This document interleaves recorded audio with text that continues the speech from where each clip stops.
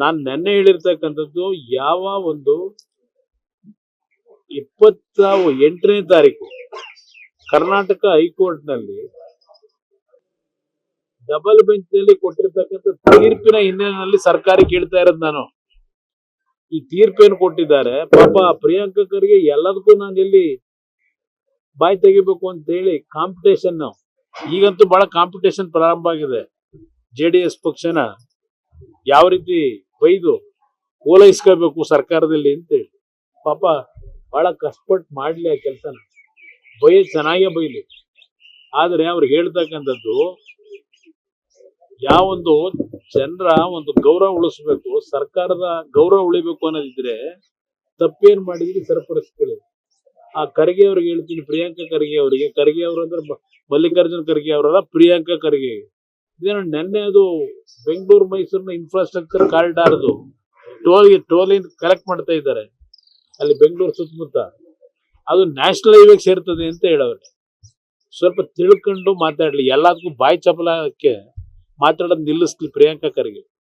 ಅದು ಕರ್ನಾಟಕ ರಾಜ್ಯ ಸರ್ಕಾರದ ಹೆದ್ದಾರಿ ಯೋಜನೆ, ಅದು ನ್ಯಾಷನಲ್ ಹೈವೇ ಯೋಜನೆ ಅಲ್ಲ ಅದು. ಅದರಿಂದ ಅಲ್ಲಿ ಟೋಲ್ ಕಲೆಕ್ಷನ್ ನಿಲ್ಲಿಸಬೇಕಾಗಿರೋದು ನ್ಯಾಷನಲ್ ಹೈವೇ ಅಲ್ಲ, ರಾಜ್ಯ ಸರ್ಕಾರ.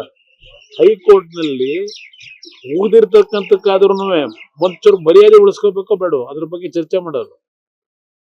ಇವತ್ತು ಹೈಕೋರ್ಟ್ ನಲ್ಲಿ ಹೇಳಿದ್ದಾರೆ ಸರ್ಕಾರಕ್ಕೆ ಏನಾಗಿದೆ, ಇದು ಕರ್ನಾಟಕ ರಾಜ್ಯದ ಇತಿಹಾಸದಲ್ಲೇ ಒಂದು ದೊಡ್ಡ ಹಗರಣ, ಸ್ಕ್ಯಾಮ್ ಅಂತಕ್ಕಂಥದ್ದನ್ನ ತೀರ್ಪು ಕೊಟ್ಟಿದ್ದಾರೆ. ಅಲ್ಲಿ ರೈಟಿಂಗ್ ನಲ್ಲಿ ಬರೆದಿದ್ದಾರೆ, ಬರೀ ಮೌಖಿಕವಾಗಿ ಹೇಳಿರೋದಲ್ಲ, ರೈಟಿಂಗ್ ನಲ್ಲಿ ಬರೆದಿದ್ದಾರೆ. ಟೋಲ್ ಕಲೆಕ್ಟ್ ಮಾಡ್ತಿರೋದು ಇಲ್ಲಿಗಲ್ ಅಂತ ಹೇಳಿ ಕೋರ್ಟ್ ಹೇಳಲಿಲ್ಲ.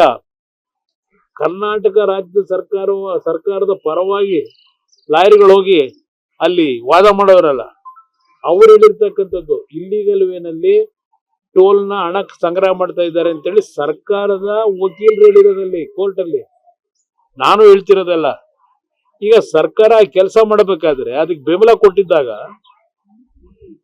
ಯಾರೋ ಒಬ್ಬ ಮಂತ್ರಿ ಹೊಸದಾಗಿ ಒಬ್ಬ ನನ್ ಬೈಯಕ್ಕೆ ಇಟ್ಕೊಂಡವ್ರಲ್ಲ, ಈಗ ಒಂದ್ 2-3 ಜನ ಇಟ್ಕೊಂಡವ್ರ. ಈಗ ಅವ್ರ ಕ್ಯಾಬಿನೆಟ್ ಕೆಲಸ ಮಾಡಕ್ಕಲ್ಲ, ಲೂಟಿ ಹೊಡೆಯೋದು, ನನ್ ಬೈಯೋದು. ಈ ಕೆಲಸಕ್ಕೆ ಒಂದು ಟೀಮ್ ಇಟ್ಕೊಂಡ್ಬಿಟ್ಟವ್ರ. ಈಗ ಇಟ್ಕೊಳ್ಳಿ, ಸಂತೋಷ, ಚೆನ್ನಾಗೇ ಬೈಲಿ. ವಿರೋಧ ಪಕ್ಷದಲ್ಲಿ ನಾವು ಬೈಸ್ಕೊಳ್ಳಕ್ಕೆ ಇರೋದು. ಇಲ್ಲಿ ಅವ್ರಿಗೆ ಹೇಳ್ತಕ್ಕಂಥದ್ದು ಯಾವ ಒಂದು ಇಲ್ಲಿಗಲ್ ಆಗಿ ಕಲೆಕ್ಷನ್ ಮಾಡ್ಲಿಕ್ಕೆ ಈ ಸರ್ಕಾರಗಳು ಬಿಟ್ಟವ್ರೆ, ಇವ್ರ ಕೈಲಿ ಆಗ್ಲಿಲ್ಲ. ಅದಕ್ಕೆ ನಾಡಿನ ಜನತೆಗೆ ಹೇಳಿದ್ದೇನೆ, ಟೋಲ್ ಕಟ್ಟಬೇಡಿ. ಇದು ಕಾನೂನು ಬಾಹಿರವಾಗಿ ಹಗಲು ದರೋಡೆ ಮಾಡ್ತಾ ಇರ್ತಕ್ಕಂಥ ಕೆಲಸ. ಕೋರ್ಟ್ ಅಲ್ಲೇ ಹೇಳಿದ್ದಾರೆ, ಇಲ್ಲಿಗಲ್ ಆಗಿ ಈಗಾಗಲೇ ಸುಮಾರು 2,000 ಕೋಟಿ ಕಲೆಕ್ಷನ್ ಮಾಡವ್ರೆ.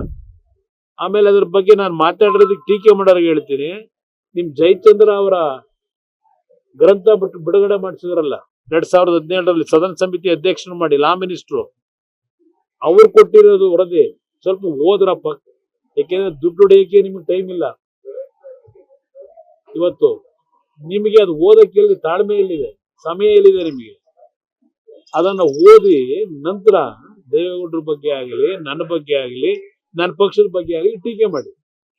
ಅದು ಹೊರತುಪಡಿಸಿ ಯಾರನ್ನು ಮೆಚ್ಚಿಸ್ಕೊಳ್ಳಿಕ್ಕೆ ನೀವು ಏನ್ ಟೀಕೆ ಮಾಡಿದ್ರು ಮುಂದಿನ ಚುನಾವಣೆ ಇದೆಯಲ್ಲ, ಸರ್ವನಾಶ ಆಗೋಗ್ತೀರಿ. ಹುಷಾರು, ಎಚ್ಚರಿಕೆ ನಿಮ್ಗೆ ಹೇಳ್ತಕ್ಕಂಥದ್ದು. ಇಲ್ಲಿ ನಾವು ವಿರೋಧ ಪಕ್ಷದಲ್ಲಿ ಇರೋದು ಇಲ್ಲ, ಸರ್ಕಾರ ನಡೆಸೋದು ಜನಪರವಾದಂತ ಕಾರ್ಯಕ್ರಮ ಮಾಡಿ ಅಂತ ಹೇಳಿ, ಯೋಜನೆಗಳ ಹೆಸರಿನಲ್ಲಿ ದುಡ್ಡು ಹೊಡೀರಿ ಅಂತ ಅಲ್ಲ. ನ್ಯೂಸ್ ಫಸ್ಟ್, ನಿರ್ಭೀತಿಯಿಂದ ನಿಮ್ಮ ಪರವಾಗಿ.